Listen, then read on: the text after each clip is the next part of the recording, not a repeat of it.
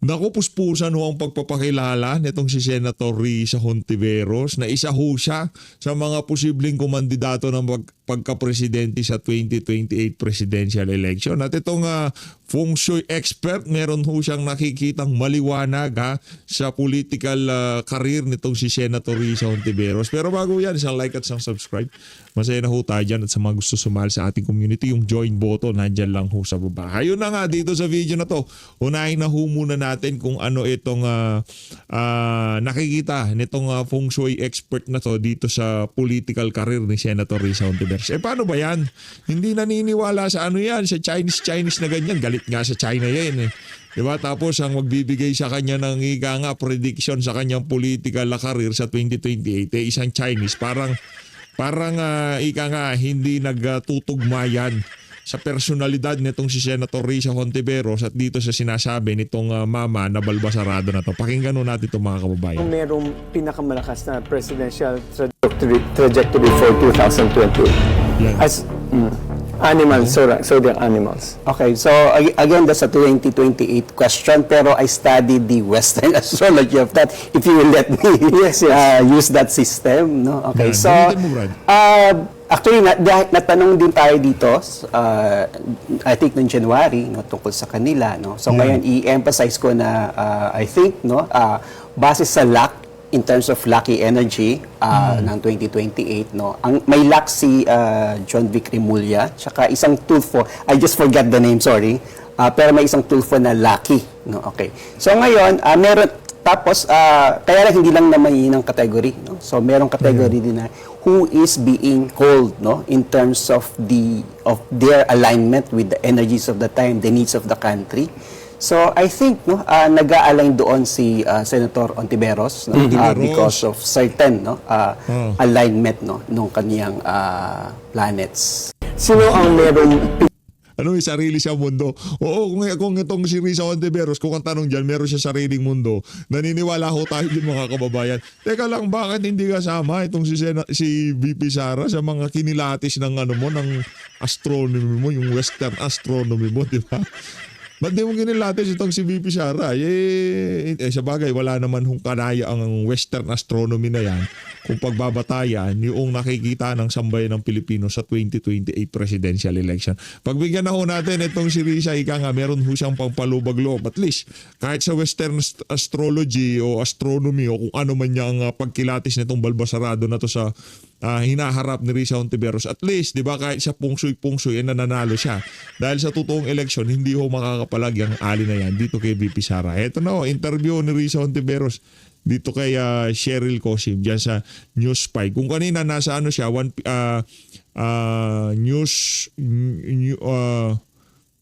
News PH, ngayon naman ho, nasa News 5 ho itong Risa. Ng isang United Opposition candidate Nako? Is something new, something better. So hindi pag-uulit sa isang nakaraan na nasubukan na natin. Kung di ho tayo nagkakamali, ang tanong ho dito kay Risa Hontiveros kung ano ang may i-offer nitong koalisyon o yung pagsasabwatan nitong mga partido sa politika para talunin itong si VP Sara. Ano ba? Kasi ngayong mga panahon na to, ang tanong dito, Duterte, alam na natin kung ano gagawin yan. Sigurado, war on drugs, war on corruption, lahat yan sasanansanin itong si VP Sara.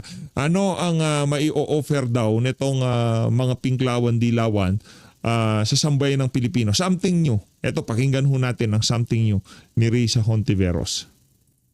I think yung maipapangako ng isang United Opposition candidate is something new, something better. So hindi pag-uulit sa isang nakaraan na nasubukan na natin, kundi something different and better.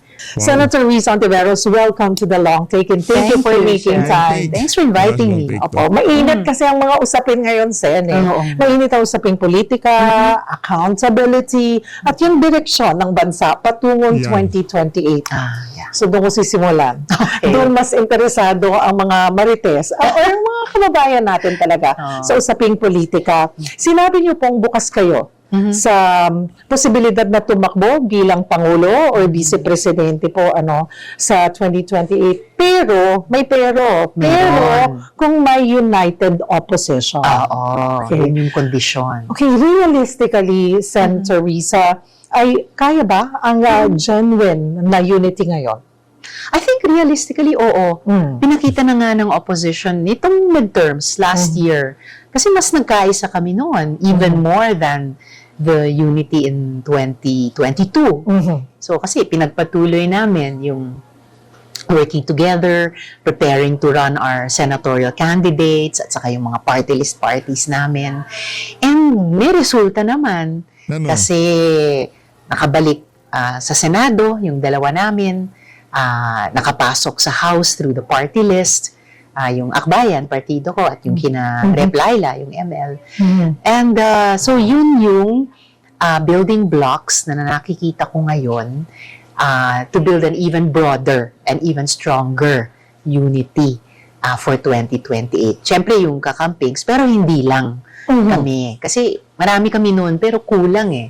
Kailangan magdagdag talaga. So, but first things first, bago pa mag-explore ng unities with other groups, yung pag-consolidate talaga, pag-unify ng amin.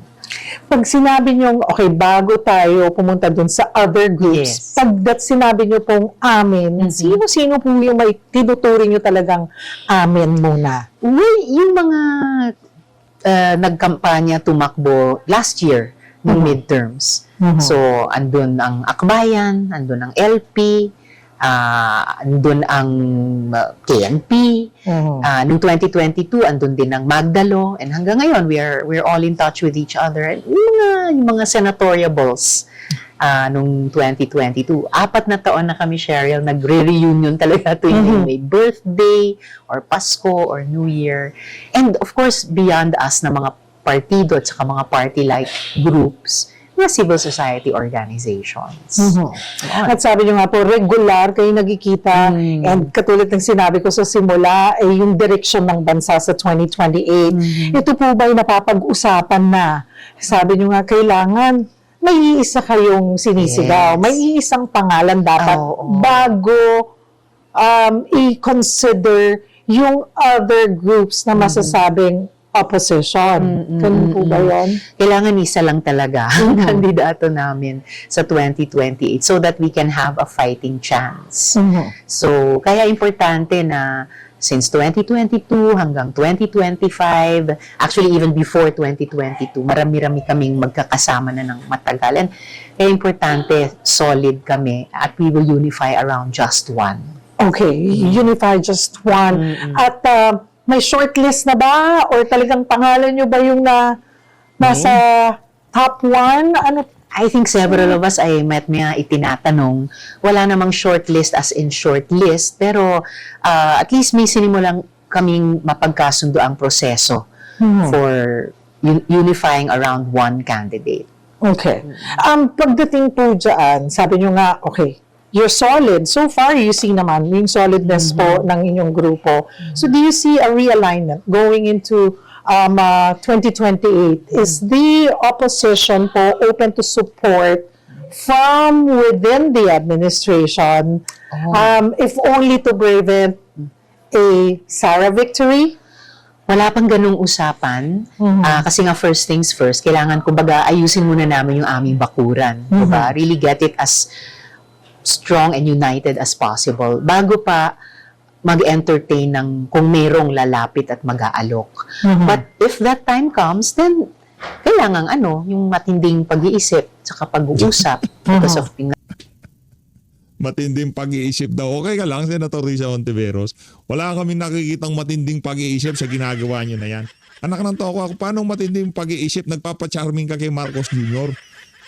Ang dating parang gusto niyo makipag-alyansa sa administrasyon. Di ba? Hindi naman ho natin masisi itong mga to kung bakit nakikipag-alyansa sila. Una sa lahat, hindi naman sila gusto ng ating mga kababayan. Kulelat sila sa rating. Tapos, wala pa silang makinarya. Hindi kagaya nitong si BP Sara, walang makinarya pero mataas sa rating. Di ba? Sila wala nang makinarya, galit pa sa kanila sambayan ng Pilipino. Ayaw ng ating mga kababayan dito sa mga dilaw na to. Ha? Ano yun natin? Ika nga, diretsahan na tayo dito. Ayaw ng sambayan ng Pilipino sa mga dilawan, sa mga pinklawan. Hindi nakakalimutan ng ating mga kababayan yung SHOP 44, yung DAP, PDAP, kung ano nung kabalbalan na nangyari sa administrasyon itong si Noynoy Aquino. At yan, magpapabalik-balik yan. Ika nga, kahit anong gawin pa nilang sinasabi nitong si Risa na meron silang bagong may o-offer sa sambayan ng Pilipino. Paano bagong may o-offer? At puro kayo mga luma dyan sa liberal at mga akbayan, di ba? Magkakapares kayo ng mga politiko doon sa panahon nitong si Noynoy Aquino. Anong gagawin nyo kung sakaling manalo kayo? Iimbestigahan nyo yung mga ginawa ni Marcos Jr. Kaya itong itong pakikipag-alyansa ni Marcos Jr. dito sa mga politiko na to. Akala niya siguro kakampi niya itong mga to. Pagka nanalo itong mga to, dahil wala rin gagawin sa bayan niya kundi mga gagawa ng kalukuhan, gagawa ng mga kakurakutan, sigurado, ibabaling nila ang attention doon sa mga ginawang kalukuhan ng administrasyon at habang behind the scene kung ano-anong kabalbalan ang ginagawa nila. Ngayon, kung gusto ho talaga natin na magkaroon ng gobyerno na para sa tao, isa lang ho maiaano natin dyan. Maibibigay natin dyan. Wala tayong iba susuportahan kung hindi si Vice President Sara Duterte. Walang makinarya, pero ang taong bayan nasa likod niya. Itong mga to, kaya nakikiapid kay Marcos Jr., wala na nga makinarya, galit pa sa kanila sambayan ng Pilipino. Kay Marcos Jr. naman, may makinarya, galit naman ang sambayan ng Pilipino sa kanila. Si VP Sara lang ho talaga, kaya okay lang na walang makinarya Pero sambayan ng Pilipino, mahal ka sigurado.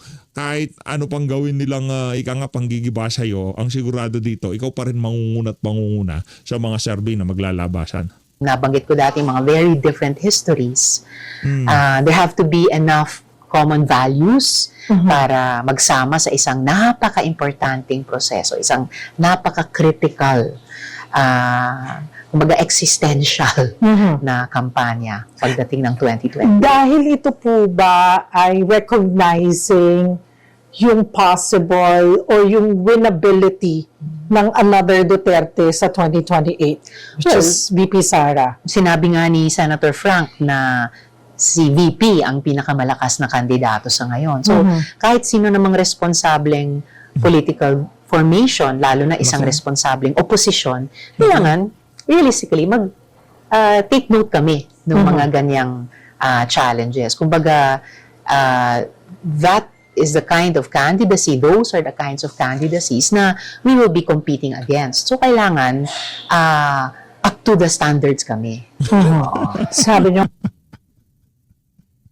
Hindi, ganito kasi para talagang solido yung atake nyo. Ngayon pa lang siraan nyo na si VP Sara. Kaya pala, etong si Drelon, isa siya sa mga gumugusto sa impeachment ni VP Sara. Isa ho pala sa mga dahilan yan.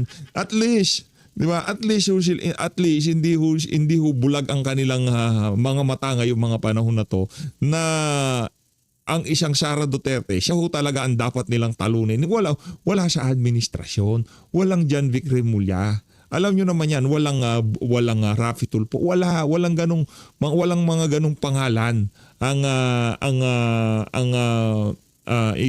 kinukonsidera.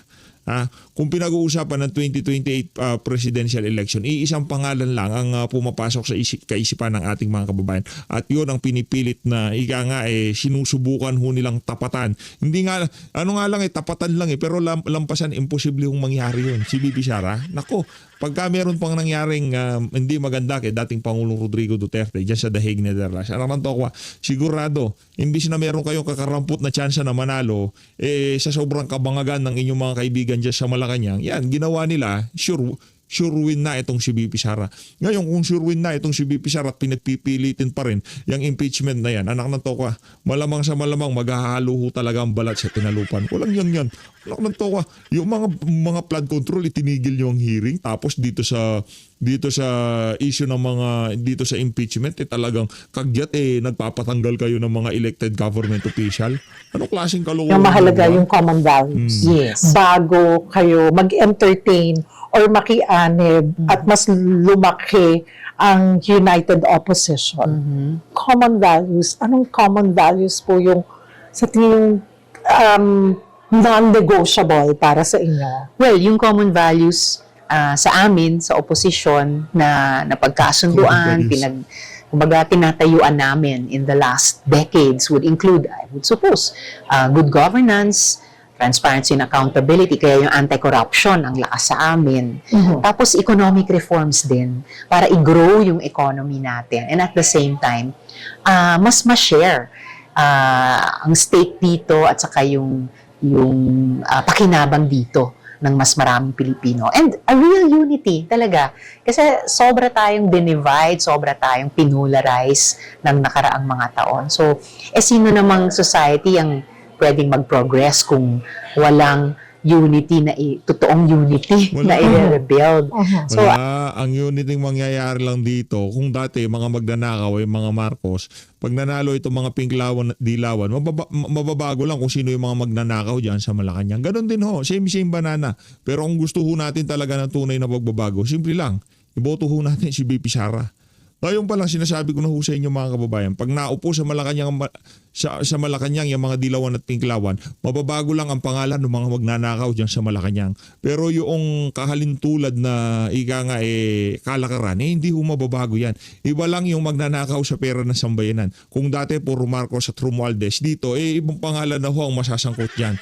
Siguro doon sa mga panahon na yon medyo natuto na sila, ika nga hindi na sila pabara-bara kung magnanakaw kagaya ng mga unprogrammed appropriation. Doon so siguro sa punto na yun talagang gagalingan na nila kung paano nakawin ang kaban ng sambayan ng Pilipinas. I would say those are some of the values na importante sa amin sa oposisyon. Yeah. Pero kasi ngayon yung nga po, yung unity team nila wala na. nawala na Naghiwalay talaga, na. naghiwalay na talaga sina PBBM and VP Sara. So kung may lumapit na pro-Marcos po, pro-Marcos block sa opposition po, ay something na you're not closing your doors as long as yung aligned kayo pagdating nga sa values. Hindi ako makapagsalita para sa lahat sa amin. Kaya importante para sa akin, first things first. Ayusin muna namin yung aming hanay, those of us who are already together the past years or the past decades, para pwede naming sabay-sabay i-consider kung meron ngang ganong alok na lumapit sa amin. Yeah, I cannot speak for myself right now, definitively, lalo na for others. Basta, step 1, ayusin muna namin yung aming sarili. Step 2 and 3 na lang yung Ano bang nangyari sa sarili niyo? Ano ba dapat yung ayusin? Wala kayong aayusin.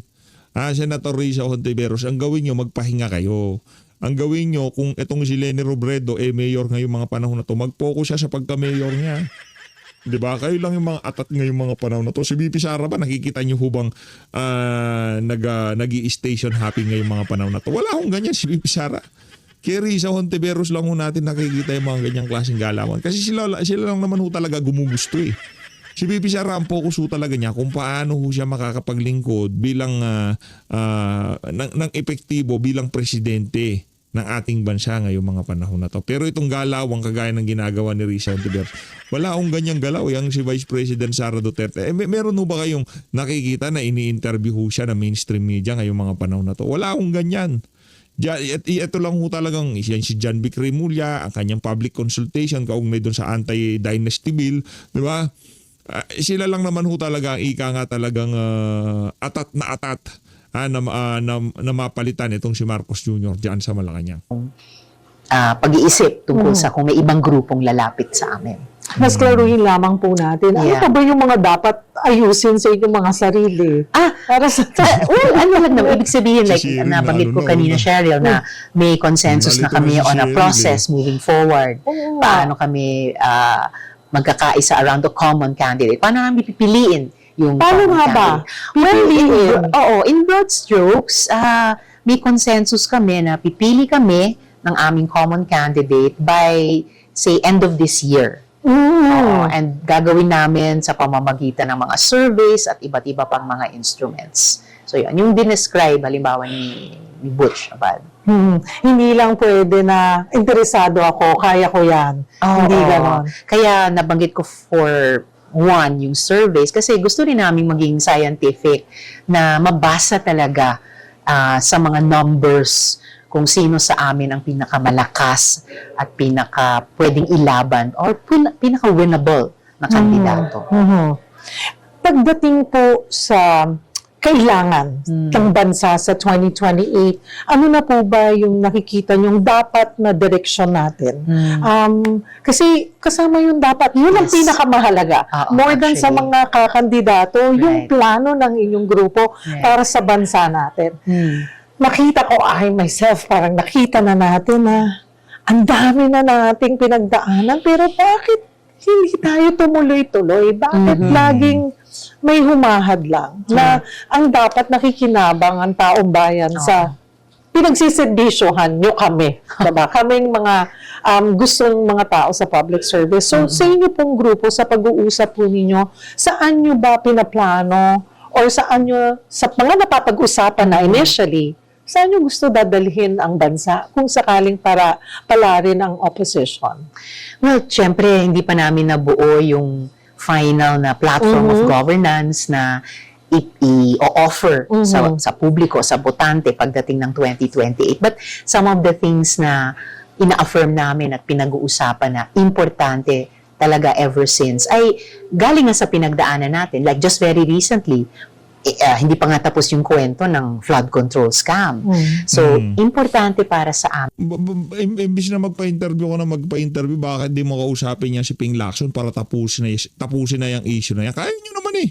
Diba, 1 linggo nga lang tapos yan kung gugustuhin nila eh. Sa totoo lang mga kababayan, 1 linggo lang kung isang dire-diretsong pag-iimbestiga dyan sa issue ng mga manumal yung flood control. Kaya, kaso ano inuuna nila? Inuuna nila yung paglilihis. Ika nga mas inuuna nila na dapat itong si Marcos Jr.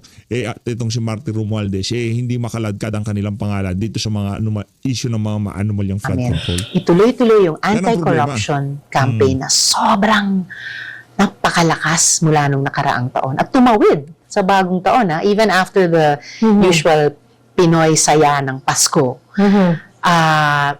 Anti-corruption, transparency, and accountability, and patuloy na budget reforms. Tapos yung pagtugon talaga sa mga pang-ekonomiyang, pangkabuhayang issue ng mga mamamayan. Presyo ng pagkain at lahat pa ng pangunahing bilihin. Yung tunog ni Risa parang concern talaga. Trabaho, sweldo o sahod, 'di ba? And ito konektado din sa mga usaping anti-corruption din kasi both are political and economic at the same time. Yung pagtindig pa rin para sa ating pambansang soberanya, whether sa West Philippine Sea or sa iba pa, habang nagsusubok na gawin ito in every political, diplomatic, even friendly way. Basta may mutual respect dun sa kausap nating ibang bansa. So, and basically, good governance and good economic management as well. Sa 2028, ano po kaya ang kailangan ng bansa? Isang matapang na kandidato o isang unifying figure? Both. Oo, kailangan makapaghain kami ng isang malakas na kandidato, may tapang in his or her own way, pero at the same time, may tapang at iba pang katangian na mag-a-attract sa mas maraming or karamihan ng mga Pilipino na magkaisa tayo kasama ng taong ito. Dahil tayong mga Pinoy ay malalakas ang loob, matatapang harapin yung napakaraming hamon. And by the way, Cheryl, tayong mga Pilipino ay malakas ang loob din na to reach for yung mga pangarap natin and to do it together. Kung kayo po ang mapili ng inyong grupo na tumakbo bilang Pangulo sa 2028, ano ang inyong magiging core message sa bansa? Pinag-iisipan pa namin yun kung ano ba yung core message. Pero siguro may ilang mga elemento na posible pa lang maging bahagi doon. And top of mind, I would say, yung may malalim na mga solusyon na bubuuin kasama ang mga mamamayan. And yun nga, magpoprotekta. Malalim na solusyon tapos bubuuin pa lang. Anak ng toko, ano yun? Ano yun? Anong malalim na solusyon tapos bubuuin pa lang? Mali-mali talaga tong si Risa Hontiveros. Ayusin mo, madam. Ano na nga, minamayat-maya mo na nga interview dyan sa mga mainstream media, di ba? Nagpapakilala ka na talaga. Tapos, sabihin na lang ng diretso yung plataforma, hindi mo pa masabi ng maayos. Sa mga tao. Talaga, oo. I think those are among the elements nung bubuuin naming message. This time, yung may magpo-protect, hindi maaabuso na. Oo, di ba? You've been in the politics for a long time. This corruption, this flood control project, were you surprised pa? Na really na may corruption, Yeah, diba? grabe. Ang hirap talagang mawala yan sa bawat administrasyon. Pero itong bumulagta sa atin na ganitong klase ng corruption. I think I wasn't Kulang nga na hindi call out ng mga pinklawan at dilawan, okay? Itong bumulagta sa ating korupsyon sa administration ni Marcos Jr. na hindi call out ni Risa Hontiveros at talagang nagpapacharming pa siya sa presidente. Gusto niya ipresenta sarili niya na siya ang susunod na nga pwede niyo akong gawing kandidato sa 2028. Risa Hontiveros, nakuha mo ba yon? Bumulagta sa napakatinding korupsyon. Nagsusumigaw ang mga ebidensya na involve ang Pangulo at involve ang administrasyon. Pero nasaan ang mga pinklawan at dilawan? Nasaan yung mga taga-akbayan? Di ba surprised about corruption per se, pero kahit paano nakaka-shock at tingin ko dun na-shock ang mga tao. For the first time yata, Cheryl, nilagyan natin ng price tag at pambihirang price tag. More than 1 trillion pesos. So talagang sabi ng mga tao, More than 1 trillion pesos. Ba't di kayo nag-iingay? Ba't di nyo kinocall out yung mga magnanakaw? Diba? Ba't di mo kinocall out si Adrian Darsamin? Ito talaga si Risa, sila napaka-plastic. Yan ang isa sa mga dahilan kung bakit di ka mananalo, Senator Risa Hontiveros. Napaka-plastic nyo ho. Diba? Kung talagang concern kayo, bakit hindi kayo magsalita? Bakit hindi nyo banatan ang administrasyon? Bakit hindi nyo kalampagin ang Senado? Tahimik kayo, maingay lang kayo pag nangangampanya, kagaya ng ginagawa nyo na yan. 1/6 ng budget nasasayang sa korupsyon, nasasayang sa ghost projects, sa substandard projects. Tapos, syempre, it hit very close to home kasi ang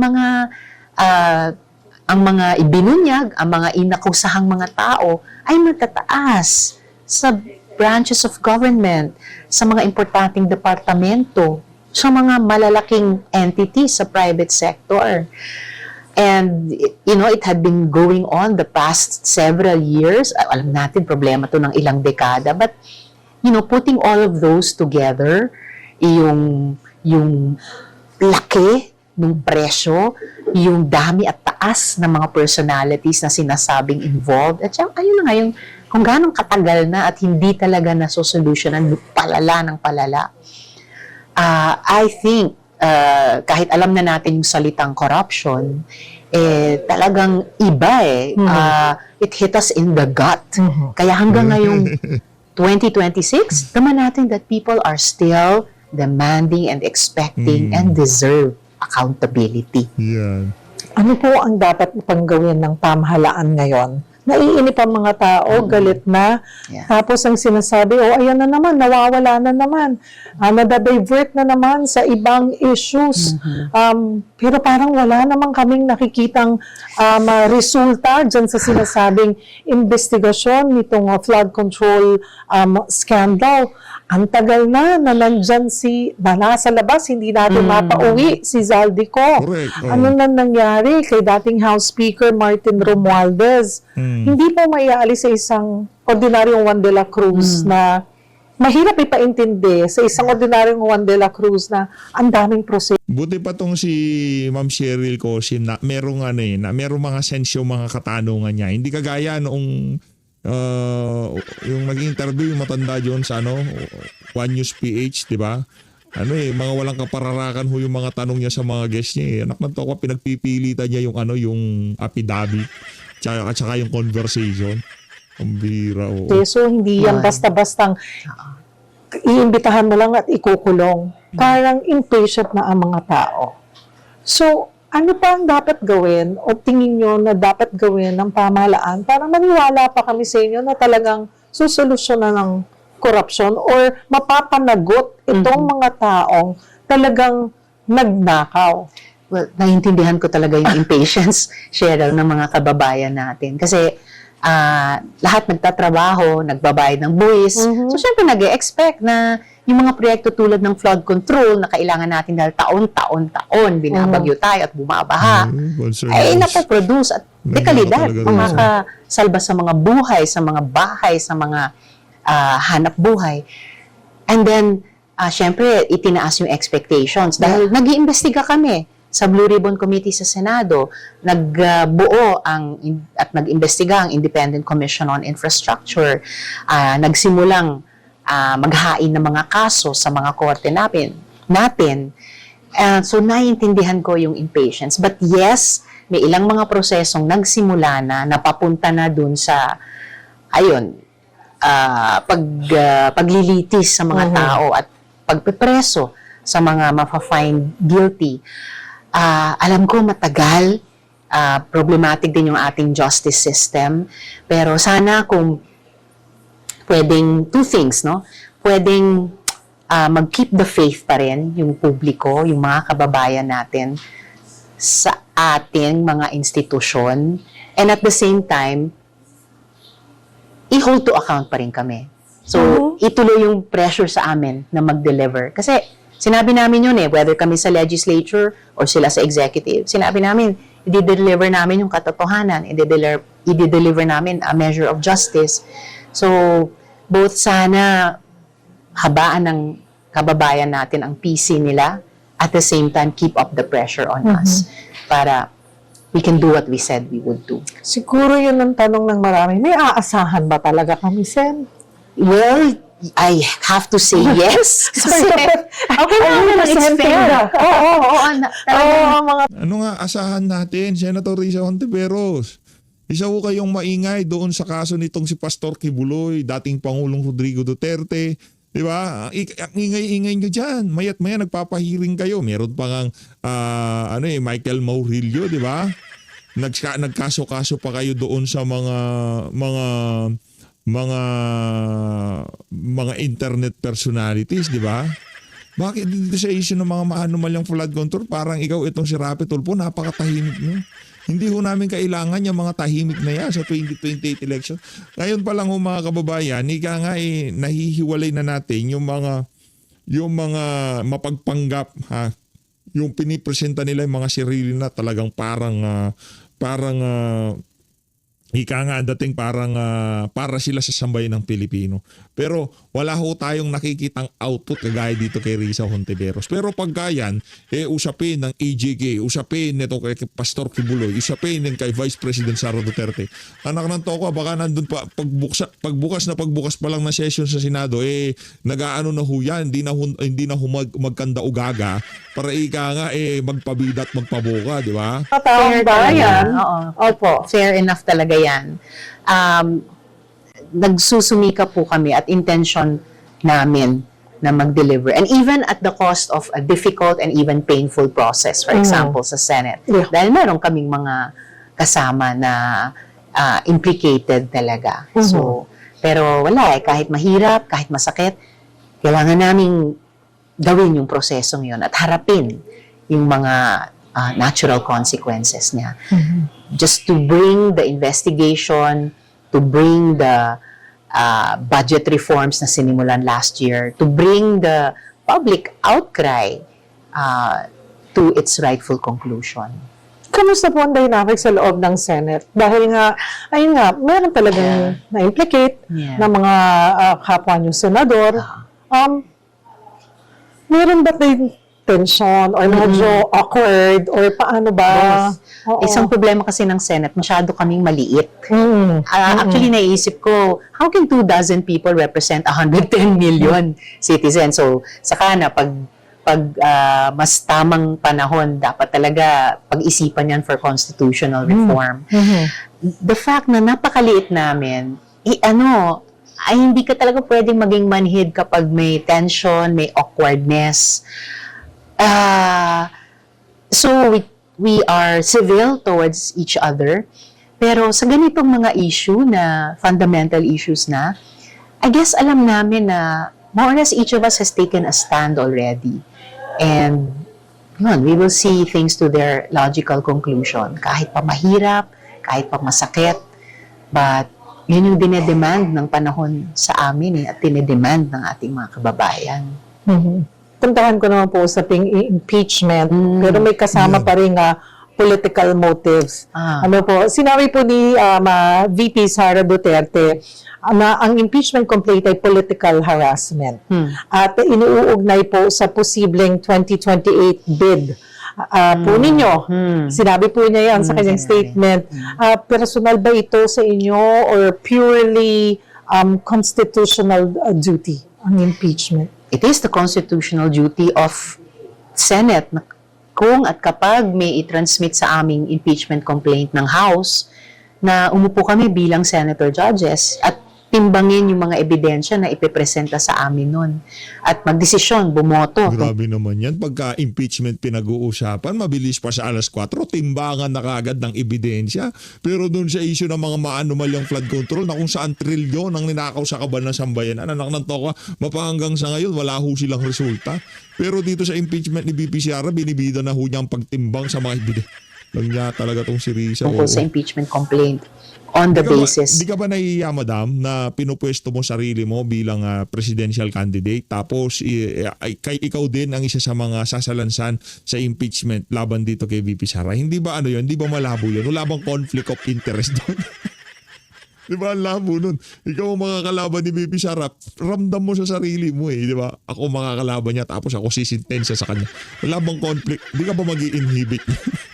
Of that evidence. And ako, klaro sa akin, yun ang magiging tungkulin ko kung may umabot sa aming impeachment complaint. At naghahanda ako ulit sa ganon para maging senator judge. Nagulat ako dun sa sinabi ni VP Sara kasi tinanong siya about impeachment tapos binanggit niya yung pangalan ko, pangalan ng partido namin, tapos idinugtong pa niya sa election. I don't think anyone should ibaba ang value ng isang mataas na proseso tulad ng impeachment, doon lang sa level ng personal motives.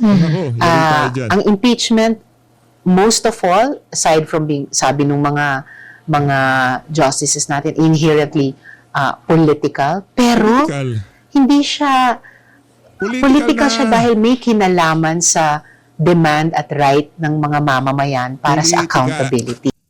Risa Hontiveros, pagdating sa usaping impeachment, ang siguro yung percentage lamang nun para doon sa accountability, kung tawagin nila ay accountability, siguro kung 100% yan, 80% political hulat yan.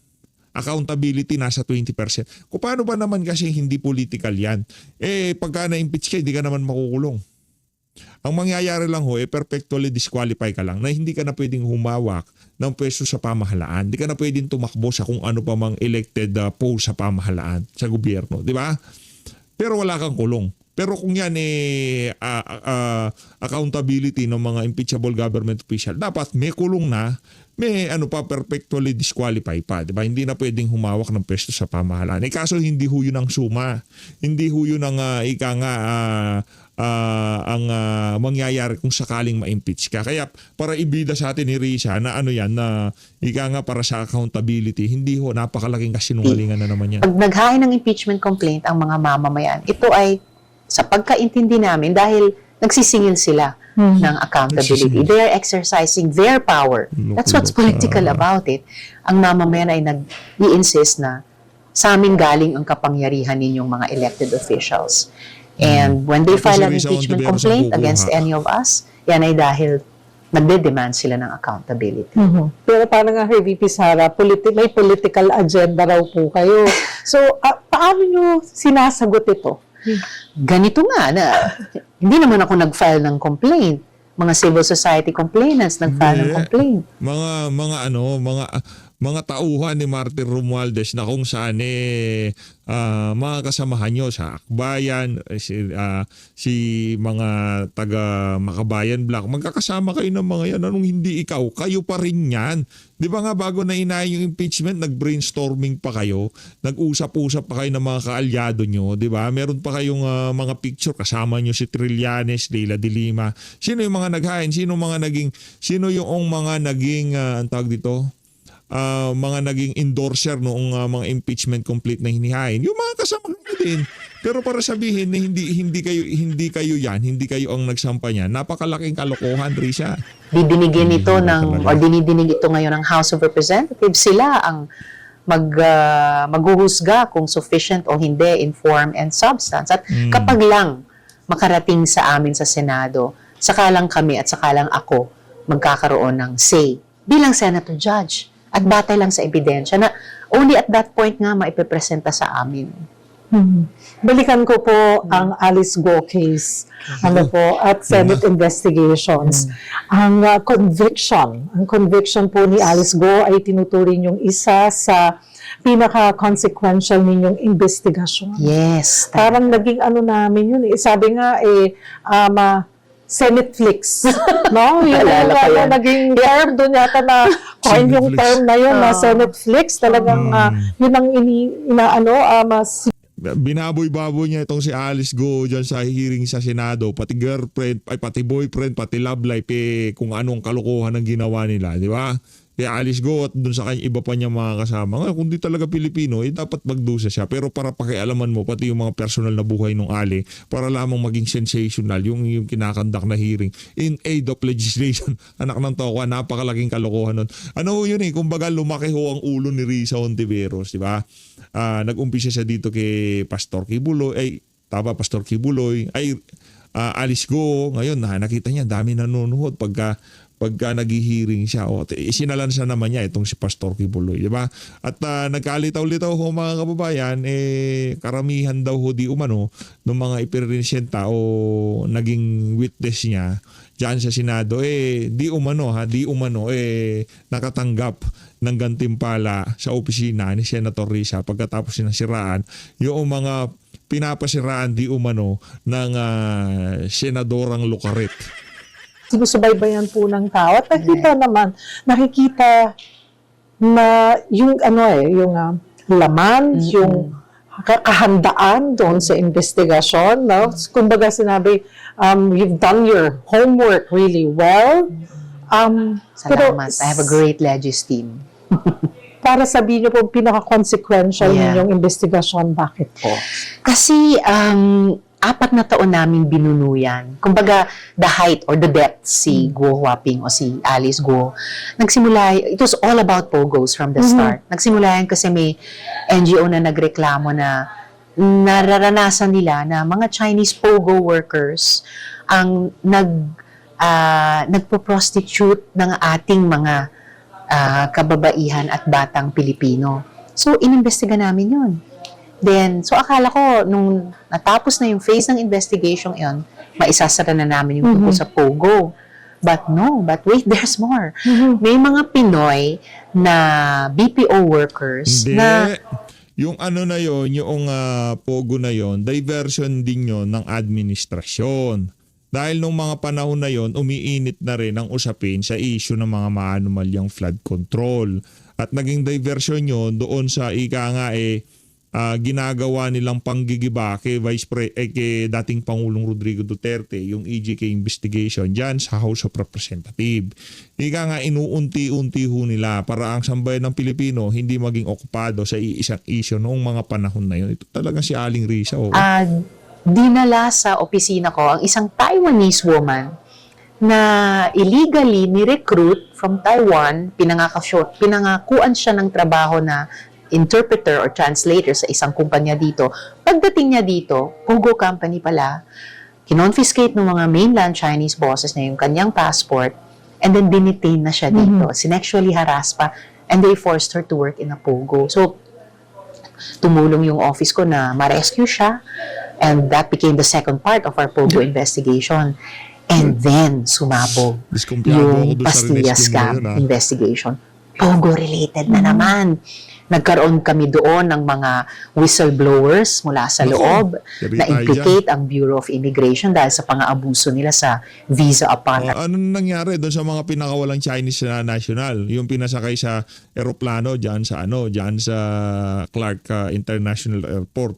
Di umano sinumbong ho ata sa inyo yung mga mga nakatakas na yon. Ang dating ang tanong, bakit nakatakas? Gayong sinumbong na pala di umano sa opisina nyo, Senator Risa. Di ba ang tanong doon mga kababayan natin noong mga panahon na yon, ano bang nangyari? Bakit pinalusutan nitong sina Senator Risa yung mga individual na to, di ba? arrival. So parang pangatlong Nagulo wave na na yun naman ang kami, pag-expose Sen. Risa. namin sa napakamasasamang epekto ng POGOs sa kabila nung maagang pangako niya na dagdag na revenues to sa gobyerno, dagdag na trabaho sa mga Pilipino. And then finally, nung pasara na kami sa investigasyon sa Pastillas Scam, eto na. Nag-imbita yung ating mga law enforcement authorities mag-inspect sa mga na-raid nilang POGO hubs. Meron sa Pasay at meron sa Tarlac. Yun. So, nung nandun kami, nag-uusap, nag-i-inspect sa lugar, lumabas na, teka muna, bakit sa mga papeles na nakita dito, andyan pa rin nag-figure yung pangalan ng mayor, nung bayang iyon ng Bamban. So, inimbita namin siya to the next hearing, friendly invitation, as a friendly witness. Pero bukod sa hindi niya mapaliwanag bakit after she said, nag-divest na siya dun sa company, lumalabas pa rin pangalan niya sa mga bills para sa utilities, kuryente. Lumalabas yung pangalan niya sa dokumento ng mga pagbabayad ng mga sweldo ng mga POGO workers doon. And then, yung ibang mga aspeto lumabas pa na hindi niya maipaliwanag yung kanyang pagkatao. So, na-unearth namin in succeeding hearings yung pagkukunwari lang pala niya bilang Pilipino when actually, Chino siya. So, parang nakatakbo bilang mayor ang isang dayuhan. And then, kasabay nun, lumabas yung mga doubts tungkol sa espionage dahil sa mga naobserbahan ng ating law enforcement authorities dun sa POGO hub na yun. So, yun yung naging big, boom, culmination ng aming 4-year-long POGO investigation. Ano yung pinaka-tumatak, personal na tumatak po sa inyo doon? Personal talaga ay kung gaano karaming mga kabaro natin at mga bata ang inabuso nitong buong POGO phenomenon na ito. From prostitution to illegal recruitment and detention, all the way sa human trafficking at mga human rights violations dun sa loob ng POGO hubs dito sa Pilipinas at pati Hindi. Awayan ng mga POGO POGO operator. 'Di ba? Unang tiranabaho diyan si Tebes. Tapos yung mga kalaban nilang POGO sa Pampanga, yun ang tiranabaho nila. Pagkatapos niyan, medyo meron pang mas malakas si Atong Ang naman, kaya siya naman ang sinunod nila. Ang tanong dito Senator Risa Hontiveros, yung POGO hub ba dyan sa may Cavite, gumagana pa rin o hindi? Yung kung tawagin nila ano nga kasi tawag nila doon? Yung malaki daw ho yun Walang sinabi yung POGO hub na pinasara nila sa Pampanga. Yung sa Cavite daw ho yun talaga. Reclamation daw ho yun. Parang isang island ginawa ho nilang POGO hub dyan sa may Cavite. Ang tanong, yung POGO operation ba dyan sa Cavite? Operational pa ba o ipinatigil na din? O online sabong? O ano nangyari doon sa huling investigasyon sa Senado? Nagkalitaw-litaw yung online sabong mapahanggang sa ngayon meron pa pala. Akala ko bang pinatigil nyo na dahil ang daming nalululo sa ating mga kababayan. Kaya wag ho kayong maniwala kung ano man sabihin nitong ali na to. Ang sigurado, Senator Risa, mananalo si BP Sara at matatalo ka sa 2028. Sa kahit anong pwesto pa man ang habulin mo. Diyan ka lang sa Senado, tapos na termino mo. Alam mo kasi pagkatapos ng termino mo na yan, irrelevant ka na. Di ka na pwedeng tumakbo. Kaya ang last stop mo dyan, Malacanang o vice presidency. Pero pagdating sa pagiging senador, di ka naman nanalo, madam. Mawawala ka na sa sirkulasyon pagkatapos ng termino mo na yan at wala nang boboto sa'yo. As always, maraming salamat po sa pag-support sa Page Update. Mag-ingat po kayo lahat. Tinaunan tatapusin itong mga kalukarikitan nitong si Risa Hontiveros. Mahal natin Pilipinas. Maraming salamat mga kabayan.